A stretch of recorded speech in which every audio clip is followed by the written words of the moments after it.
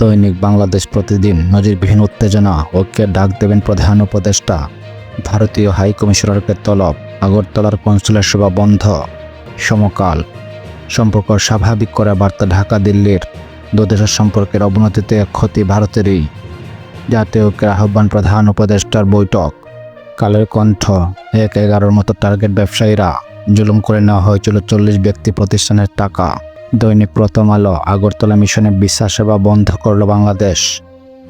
ভারতের সঙ্গে করা চুক্তি প্রকাশের দাবি ছাত্র নেতাদের। ৪,০০০ কোটি জামানত রেখে ৭৩,০০০ কোটি টাকা ঋণ। যায় দিন, ভারতীয় হাই কমিশনারকে তলব। হামলার তীব্র নিন্দা ও প্রতিবাদ। ভারতীয় আগ্রাসনের প্রতিবাদে সারা দেশে বিক্ষোভ সমাবেশ। আওয়ামী লীগ সরকার সবকিছু ধ্বংস করে ফেলেছে, ভারত ইস্যু গভীরভাবে পর্যবেক্ষণ করেছে বিএনপি। দৈনিক যুগান্তর, ছাত্র প্রতিনিধিদের সঙ্গে প্রধান উপদেষ্টার বৈঠক, ডাক দেবেন জাতীয় ঐক্যের।